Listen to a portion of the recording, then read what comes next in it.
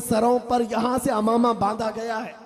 दो बातें याद रख लें, मिशकात शरीफ की वो हदीस भी, दुनिया हासिल करने वाले को दीन पढ़ाना ऐसा ही है जैसे खिंजीर के गले में मोतियों का हार डालना। ऐसे दुनियादार को दीन का इल्म दिया ही ना जाए जो अपने दीन को इस्तेमाल करने लग जाए दुनिया हासिल करने के लिए। पहली नसीहत तो इन उलमा के लिए ही है। और इमाम गजाली फरमाते हैं, वो आलिम दीन जो किसी सेठ के यहां जाता है, मालदार के यहां जाता है इस नीयत से कि मैं कुछ दीन उसके पास दूंगा तो वो मुझे कुछ पैसे देगा, इमाम गजाली फरमाते हैं वो आलिम उस मक्खी से ज्यादा गलीज है जो पखाने पे बैठती है। तुम्हारा ये मसलक नहीं है, तुम्हें अल्लाह के रसूल की नियाबत दी गई है, क्या ये कम है नाइबे रसूल हो जाना? नियाबत का ताज। एक बात ये याद रखेंगे। और दूसरी बात, मुस्तफ़ा करीम सल्लल्लाहु ताला अलैहि वसल्लम की यह हदीस भी कि उलमा को जो अमानत दी गई है हक बोलने की, अगर ये अपना इल्म अपनी अमानत छुपाते रहेंगे, कल क़यामत के दिन आग की कैंचियों से इनके जबड़े खींचे जाएंगे। आग की कैंचियों से इनके जबड़े, इनकी जुबानें खींची जाएंगी। उलजिमा लिजाम मिनन नार। इसलिए उलमा को ये बातें याद रखना चाहिए। अगर कोई ट्रस्टी नाराज होता है, ये छोटी नाराजगी है।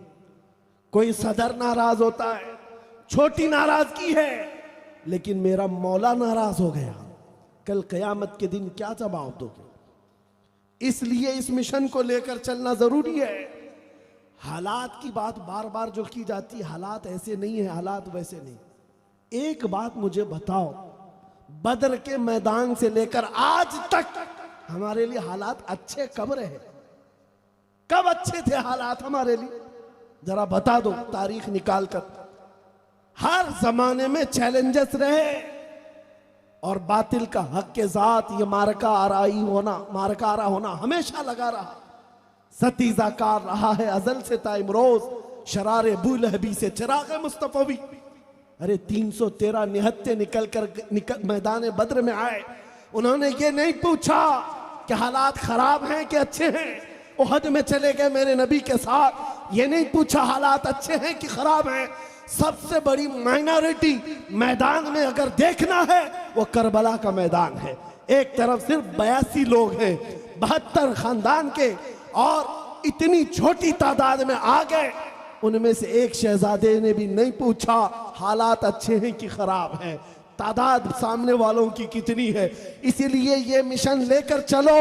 इस्लाम तादाद के भरोसे पर नहीं, अपनी हक्कानियत के भरोसे पर जिंदा रहता है। अगर तुम हक के साथ हो, तन्हा भी हो खड़े हो जाओ, तुम्हारी आवाज को पहुंचाना ये मौला की शान है।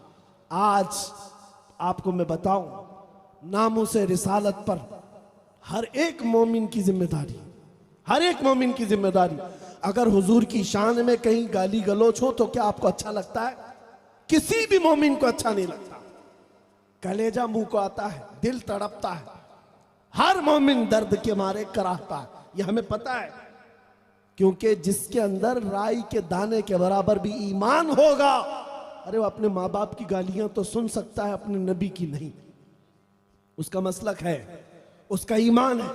लेकिन एक बात मैं आपको बता रहा हूं, लोग ये समझते हैं काम करने के लिए बहुत बड़े मैदान की जरूरत है। उलमा अब यहां से निकल कर जा रहे हैं, ये सोचते हैं बहुत बड़े मदरसे का मुझे प्रिंसिपल बनाया जाए, या शहर की सबसे बड़ी जामा मस्जिद का मुझे खतीब बनाया जाए, ताकि मैं दीन का काम कर सकूं और फैला सकूं। यह असबाब ठीक है, खालिक असबाब ने बनाए, लेकिन इतने जरूरी नहीं होते।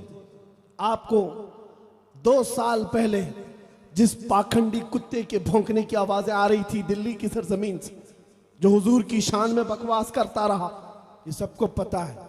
उस वक्त कौन ऐसा मुसलमान है जो खामोश रहा होगा?